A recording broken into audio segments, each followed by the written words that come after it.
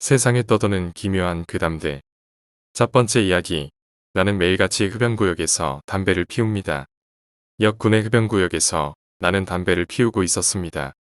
흡연구역이라고는 해도 시골역이라 홈 가장자리에 덩그러니 재떨이 하나 놓여있는 간이식입니다.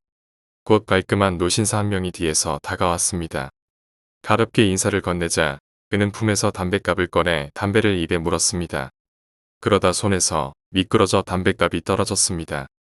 마침내 발밑에 뚜껑이 열린 채 떨어졌기에 나는 그걸 주워 뚜껑을 닫고 돌려주려 했습니다. 그러다 문득 기묘한 걸 알아차렸습니다. 확실히 남자는 그 상자에서 담배를 꺼냈었습니다. 하지만 20개비가 들어있는 그 담뱃갑에는 담배가 가득 차 있어 하나도 빠진 흔적이 보이질 않았습니다. 이상하다 싶으면서도 남자에게 상자를 돌려주려고 얼굴을 바라봤는데 어디선가 본 듯한 기분이 들었습니다. 실례라는 걸 알면서도 남자의 얼굴을 빤히 바라보며 나는 혹시 어디서 뵌 적이 있나요? 라고 물었습니다. 남자는 상냥하게 대답했습니다. 저도 나이가 나이다 보니 요새 들어서는 사람 얼굴 기억하기가 힘드네요. 하지만 이 좁은 시골 동네 어디선가 한 번쯤 마주쳤을지도 모르겠습니다. 묘하게 이야기하기 편한 그 분위기에 나는 잡담 삼아 평소라면 누구에게도 말하지 않을 것들을 늘어놓기 시작했습니다.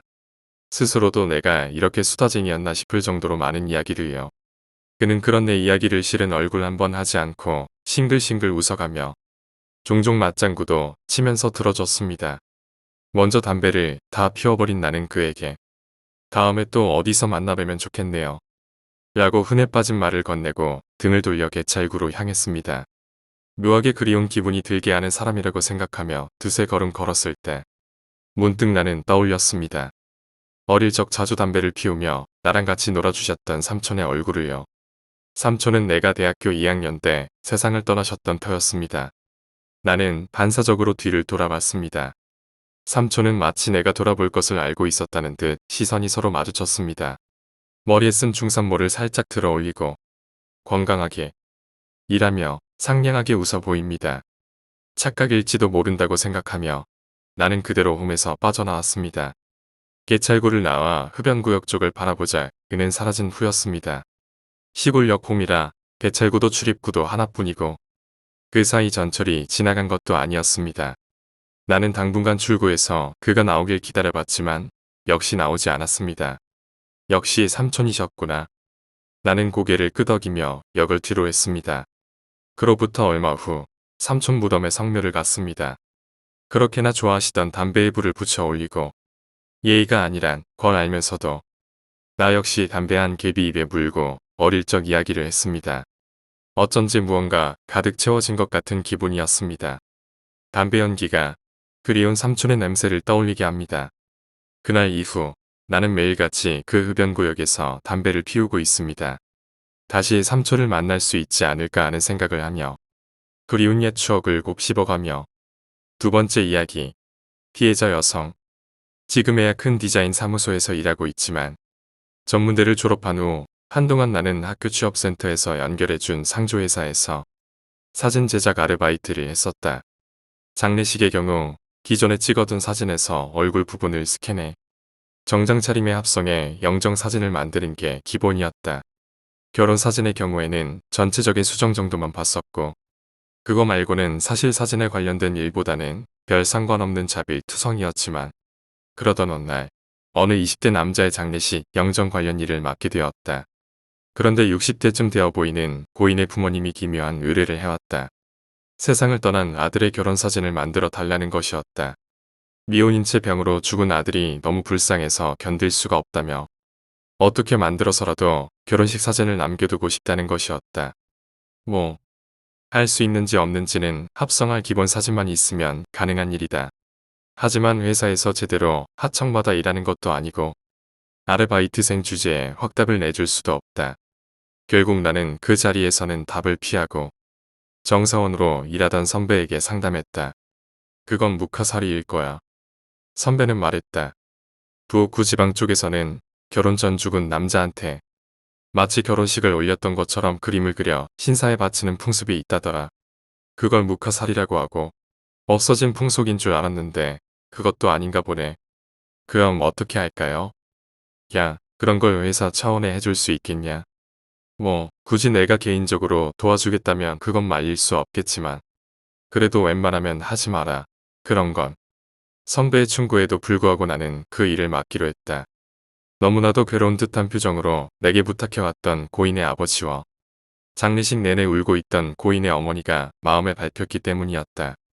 고인의 부모님과 대화해보니 죽은 남자는 성인식 때 찍은 몬치키아카마 차림의 사진이 있다고 했다. 마침 잘 됐다는 생각에 그 사진을 가져다 쓰기로 했다. 다만 남자 양옆에 서 있던 부모님은 새로 사진을 찍어 합성하기로 하고 금박 병풍을 친 가운데 신랑 신부가 서 있고 그 양옆에 부모님이 서 있는 구도의 사진을 만들 요량이었다. 그런데 문제는 신부였다. 나는 대충 인터넷에서 혼례 복장을 차려입은 몸 사진을 구한 후 조금 귀찮아도 얼굴은 각 부위별로 하나씩 콜라주해 이 세상에 없는 여자를 창조해낼 생각이었다. 하지만 고인의 부모님은 부디 이 사진을 써달라며 품에서 사진을 꺼내 내밀었다. 신부 얼굴은 꼭 이 사람 얼굴로 해달라며 그야말로 필사적으로 내게 애원했다. 그걸 스캔해서 합성하는 건 일도 아니다. 그러나 그때 문득 선배에게 들었던 이야기가 떠올랐다. 묵화살이는 말이야. 주변 사람들은 실제 사람으로 그려 넣어도 괜찮지만 신랑 신부는 살아있는 사람을 그리면 안 된대. 살아있는 사람 이름을 넣어도 안 되고 그렇게 했다가는 죽은 사람이 저승에서 데리러 온다나 뭐라나 어처구니 없는 이야기였지만 정작 내가 작업하려다 보니 그 이야기가 무척 현실성 있게 다가왔다. 살아있는 사람의 사진을 쓰는 건 안 되는 일 아닙니까? 나는 조심스레 물었다. 그러나 고인의 부모님은 완고했다. 그 사진 속의 여자는 이미 죽었어요. 그리고 우리 아들과 약혼 관계였던 아이입니다. 그 아이가 세상을 떠나는 바람에 우리 아들은 병을 얻어서 죽은 거예요. 둘 다 고인이니 이미 저 세상에서 함께 지내고 있을 터라는 것이었다.